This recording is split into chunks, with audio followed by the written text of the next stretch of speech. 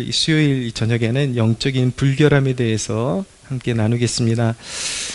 이 세대를 보면 자기 마음대로 살면서도 경계심이 사라진 세대라는 생각이 지워지지를 않습니다.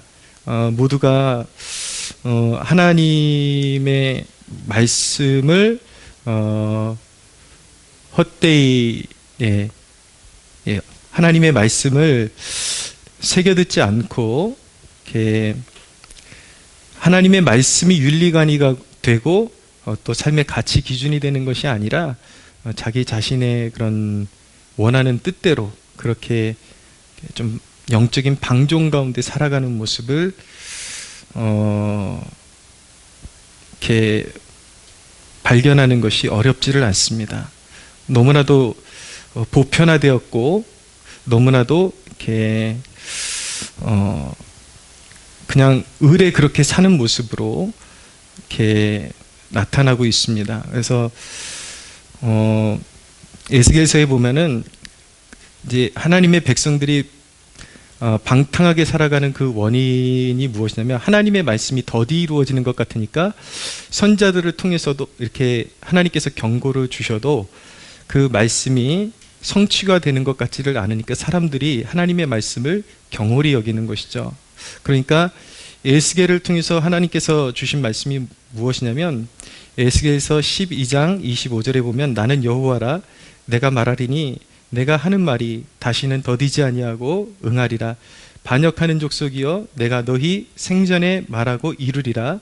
나 주 여호와의 말이니라 하셨다 하라. 이렇게 에스겔을 통해서 이 백성이 나의 말이 더디고 성취되지 않는다고 하는데 나의 말은 결코 더디지 아니하고 정확하게 내가 정한 때에 이루어질 것이다. 그래서 영적으로 방심하지 말아라. 그렇게 경고를 주고 계신데 오늘날 우리 세대가 바로 이 에스겔에게 주신 말씀을 기억해야 하는 시대라고 생각이 됩니다.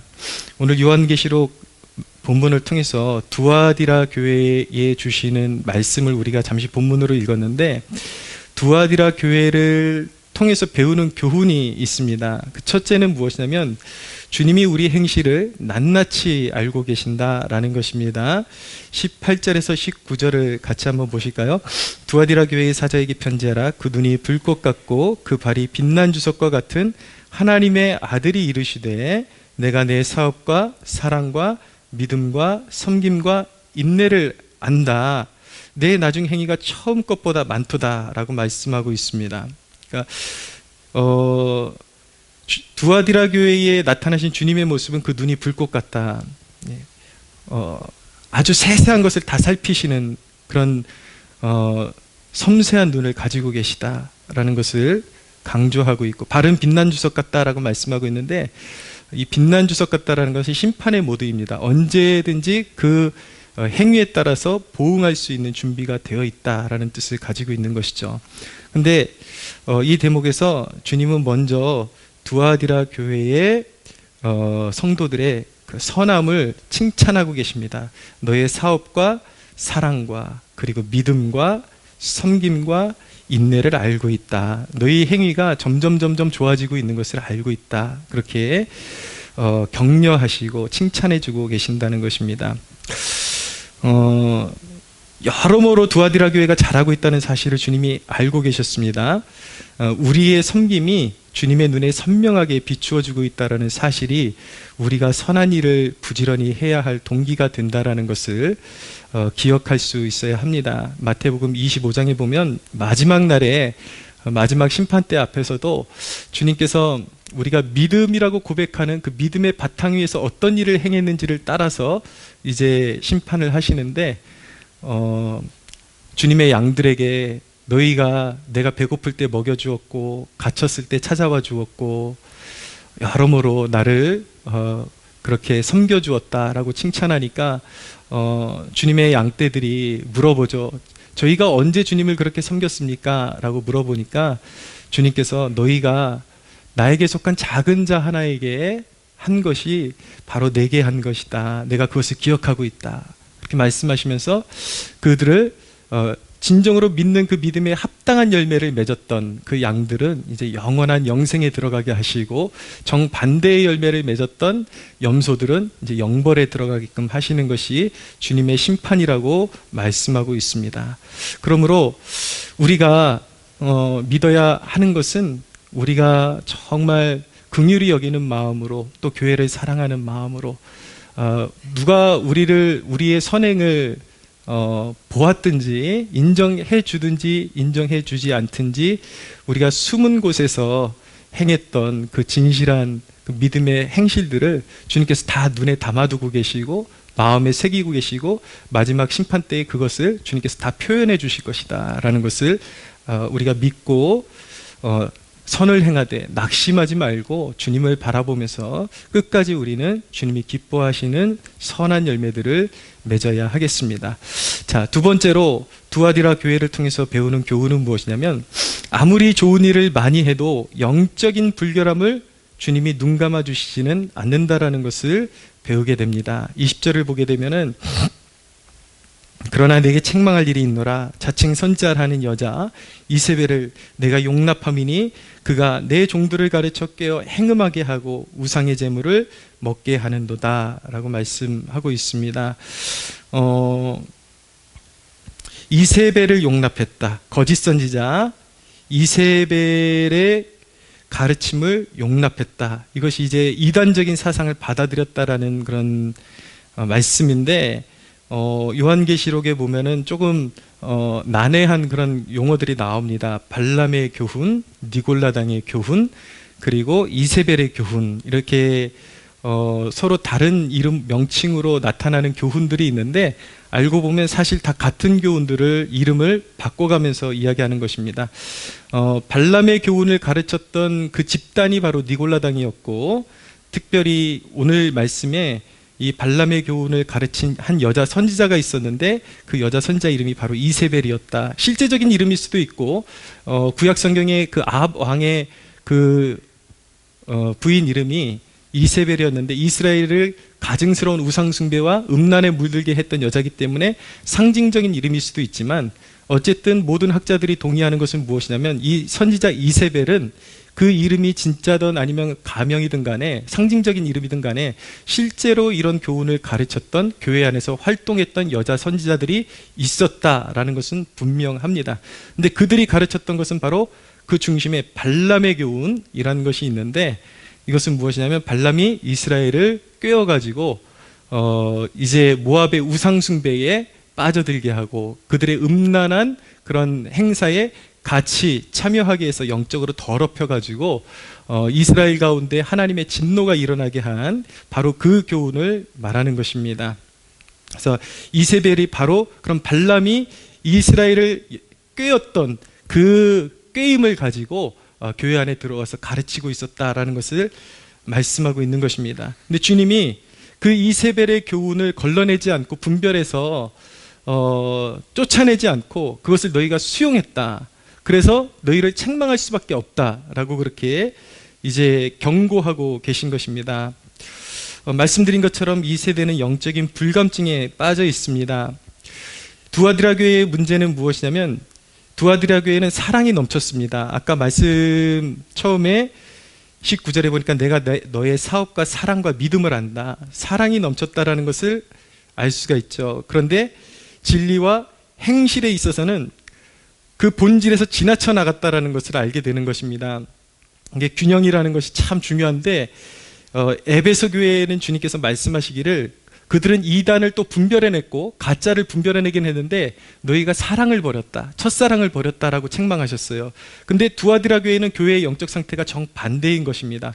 사랑이 넘쳤어요. 성도들 안에 사랑이 넘쳤지만 분별력을 잃어버렸어요. 사랑하다 보니까, 사랑이 강조되다 보니까 어느선 그 사랑의 모호한 선을 넘어서기 시작하면서 거짓된 교훈을 가진 사람들까지도 다 포용하기 시작하고 거짓된 교훈에 물들기 시작했던 것입니다. 두아디라라는 도시는 옛부터 아폴로 숭배의 성지가 되어 있었습니다.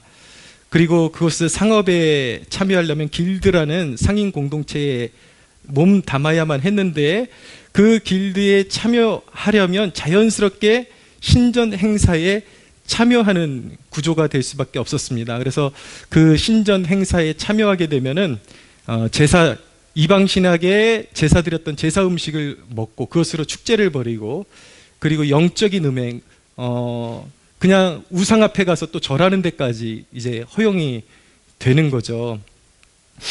오늘 제가 사진을 잠깐 보니까 미군 부대에서 미군들이 예배당에다가 부처님 오신 날 기념하면서 불상을 세워놓고 거기다 합장을 하고, 뭐 진짠지는 모르겠는데 거기서 합장하는 미군들이 다 그리스도인들이다 그래요. 기독교인들인데 이제 부처님 오신 날 되었다고 상대방을 존중한다라는 예의로 이제 예배당 안에다가 불상을 모셔놓고 거기다 합장하는 그런 사진을 본 적이 있는데, 분명히 그들 한 사람 한 사람한테 물어보면 당신이 정말 크리스천이냐 물어보면 맞다고 할 거예요. 나 예수님 믿는다. 근데 그들이 예수님도 믿는다고 하지만 이방신에 대한 거리낌이 없었던 것입니다. 왜냐하면 그것은 하나의 문화라고 생각하는 것이죠. 이방신의 문화는 하나의 습관은 하나의 문화니까 그렇게 개의할 것이 없다. 나는 하나님 믿고 그렇지만 상대방 종교도 존중한다라는 그런 의식을 가지고 이제 영적인 음행에 참여하는 것입니다. 그리고 이방신의 제사를 드리다 보면 실제적인 음행이 저질러지곤 했습니다. 아주 대대적으로 이방신을 섬기는 신전에는 그런 신전 안에는 그런 어떤 제의식과 함께 그런 음란의 문화가 창궐하고 있었는데, 그 안에 이제 활동하던 창기들이 있죠. 그래서 그들과 이제 더러운 음행을 저지르는 습관들이 있었는데, 이런 것들은 분명히 하나님께서 가증히 여기시는 것들인데, 이세벨이 가르치기를 뭐라고 가르쳤냐면, 장사하면서 그 정도 하는 그것은 문화기 때문에 하나님도 다 이해하신다. 그렇기 때문에 우상의 제물도 먹고 때로는 우상에게 절하고 그리고 그런 음행에 참여하는 것, 이런 것들은 하나의 우리의 어떤 생계를 위한 문화적인 참여이기 때문에 그것은 하나님도 받아주실 것이다. 그런 것 해도 된다라고 그렇게 가르쳤던 것입니다. 근데 그런 말이 통용될 수 있었던 이유는 무엇이냐면, 이세벨이라는 선지자가 소위 우리가 말하는 영빨 있는 그런 존재였고, 나름대로 이렇게 하나님과 가까이 지내는 어떤 영역 있는 존재라고 그렇게 믿어졌기 때문에 그의 가르침이 통할 수밖에 없었던 것이죠. 그러니까 우리가 이제 그런 어떤 소위 교회에서 영향력을 끼치는 사람, 저 사람이 영향력이 있다 그래서 그 사람이 말하는 것이 다 옳은 것이다 라고 마냥 믿을 수도 없다라는 것을 우리가 깨달아야 하는 것입니다.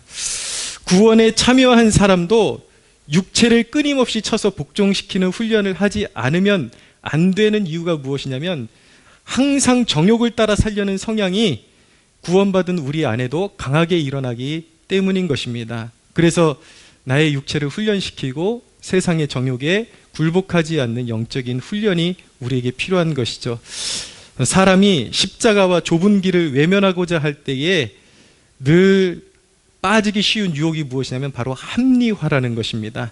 십자가와 좁은 길을 피해가고 싶을 때 항상 합리화를 시키는 그런 습관, 버릇이 있는데, 그것이 바로 요즘 같은 시대를 살아가면서 어떻게 그런 걸 다 지키고 살아가냐, 그러면서 그것은 우리의 생계의 문제고 또 사회생활하는 문제인데, 그 정도는 우리가 타협하면서 살아갈 수 있다.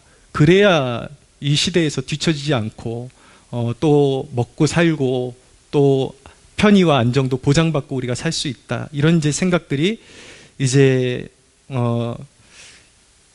그 타협하기를 좋아하는 인간의 마음 가운데 오묘하게 그렇게 끼어들기가 좋은 것이죠. 실제로 교회 역사를 보면은 그런 우상에 그런 참여하는 일들이 바로 그런 핑계들로 인해서 교회 안으로 들어왔다, 유입되었다라는 것을 알게 되는데, 우리나라도 일제시대를 지내면서 우리나라의 가장 교계의 문제가 되었던 문제가 무엇이냐면 바로 신사참배라는 것입니다. 근데 신사참배를 결의할 때에 당시의 목사님들이 다 뭐라고 했냐면, 이것은 특정한 어떤 신에게 절하는 것이 아니라 보이지 않는 일본의 천황에게 이 상징물을 통해서 이 상징물이 이제 참배를 하면서 그 천황에게 예의를 표하는 일본 문화의 그 하나에 참여하는 것이지 이것은 결코 우상숭배가 아니다라고 하면서 이제 그 신사참배를 정당화시켰던 것입니다. 그래서 모든 유혹이라는 것은 그렇게 타협, 그렇게 합리화 이런 것을 통해서 이제 교회로 스며들게 되고 교회를 부패시키게 되는 것입니다. 여기서 우리가 분명히 새겨야 할 메시지가 무엇이냐면 인간이 만들어낸 어떤 명분, 변명에 주님은 타협하지 않으신다라는 것입니다. 사람들은 신약 시대에는 주님은 너무 부드럽기만 하시고 그런 거 없다. 그냥 복음 안에서 자율적으로 살면 된다라는 의식이 굉장히 강한 것을 보게 되는데 신약 성경의 가장 마지막을 장식하는 요한계시록은 전혀 그렇게 말씀하고 있지 않다라는 것을 우리 세대가 꼭 기억해야 하는 것입니다. 주님이 인간이 합리화시키고 인간이 그렇게 타협하는 것을 아무리 그럴듯한 명분을 갖다 대어도 주님께서 그것을 받아주지 않으신다라는 것을 분명하게 말씀하고 계십니다. 이전에 조용기 목사님이 간증했던 한 간증을 듣게 되었는데 이제 교회 안에 사업을 하시는 여러 장로님들이 계셔가지고 그래도 교회의 귀한 일꾼들이니까 새벽마다 이제 교회에서 사업하시는 분들 이름을 불러가면서 기도를 해 주셨는데 아무개 장로님 기도를 하려고 그랬는데 기도가 안 되더래요. 자꾸 기도가 막히고 성령님께서 그를 위해서 기도하지 말라는 이제 어떤 감동을 주셔가지고 이게 무슨 일이냐고 왜 그러시냐고 이제 계속 질문을 하니까 하나님이 주신 감동이 무엇이냐면 아무개 장로가 사업이라는 명분 가지고 북한에 가가지고 김일성 우상에게 절했다. 내가 그를 버렸으니까 이제 다시는 그에게 그를 위해서 기도하지 말아라 라고 그렇게 그런 감동을 주셨다라는 것입니다. 그래서 그 장로님이 앞에 나타났길래 한동안 안 보이다가 나타났길래 어디 갔다 오셨냐고 물어보니까 대답을 안 하더래요. 그래서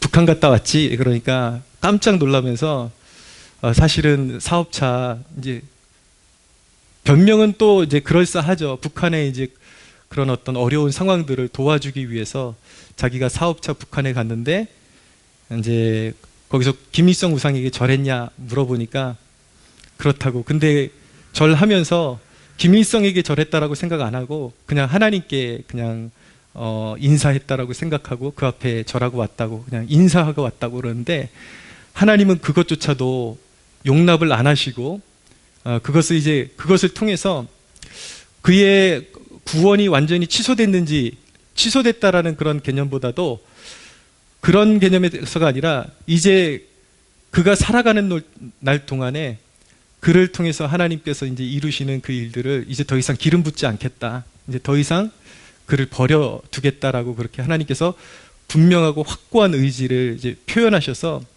정말 그 이후로 머지않아서 그의 그런 어떤 모든 행사가 이제 붕괴되고 삶이 쪼그라들고 이렇게 하나님의 저주를 받아가지고 모든 것이 무너지는 그런 이제 역사를 경험하게 되었다라는 간증을 듣게 되었습니다.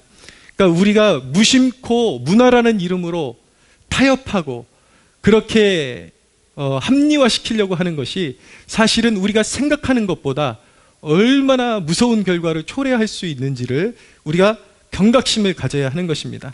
최근에도 보면 정치운동하면서 단체들에서 부주의하게 행동하는 것이 무엇입니까?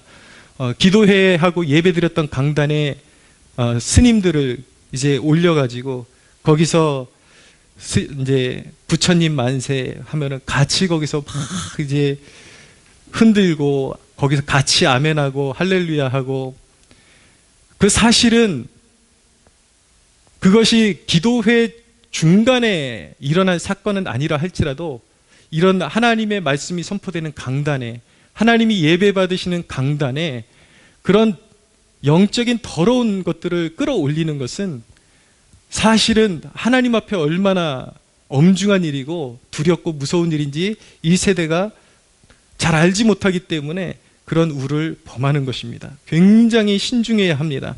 하나님께서 결코 기뻐하시지 않는 것입니다.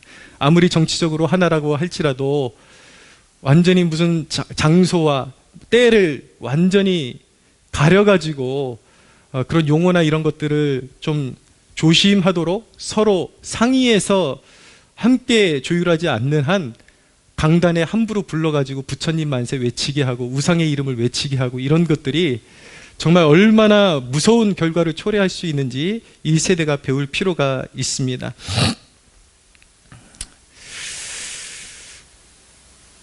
직업적인 문제로 음란에 타협하는 일도 마찬가지입니다. 바로 요한계시록에서 지금 지적하고 있는 문제가 그것입니다. 직업적인 문제로 음란에 타협하는 일. 제가 과거에 신학을 하기 한창 전에 운동을 좀 했었는데, 그때 제가 이제 운동을 가르치는 이제 사범격으로 지도자로 이렇게 딱 세워지고 나서 그렇게 우러러 보던 저희 선생님 가까이서 이제 섬길 수 있는 기회가 되었습니다. 그래서 제가 그때 이제 압구정동에 체육관이 하나가 있었는데 그쪽에 이제 담당으로 가게 되었어요. 그래서 정확히 어떤 사건이었는지는 기억이 안 나는데 어떤 물건을 거기 제가 가르쳤던 스승님한테 가져다 주라는 아마 그런 제가 심부름을 하게 된 것 같아요.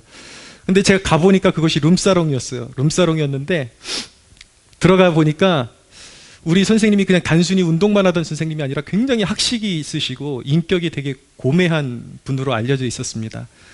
근데 룸사롱에 딱 들어가니까 그 고매한 줄 알고 그렇게 우러러보면서 따랐던 선생님이 그 아가씨들 옆에 쭉 끼고서 그렇게 술 마시고 이렇게 그 이상으로 이렇게 제스처를 하고 있는 모습을 제가 두 눈으로 보면서 그때 굉장히 충격을 받았는데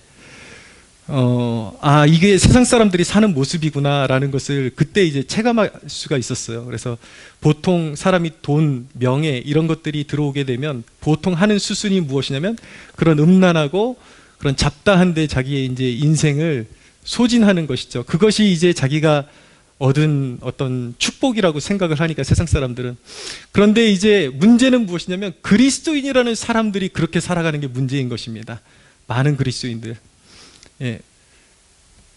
굉장히 신실한 그리스도인이라고 알려졌던 그리스도인이 어느 날 뉴스나 신문 보니까 음주운전 해가지고 걸려 들어가고 룸사롱 가서 여종업원에게 행패 부리다가 잡혀 들어가고 이런 것들이 그들만의 문제가 아니라 오늘날 이 세대가 살아가는 모습이 너무 분별력이 없고 방탕하고 방종한 그런 모습으로 살아가고 있는 것입니다.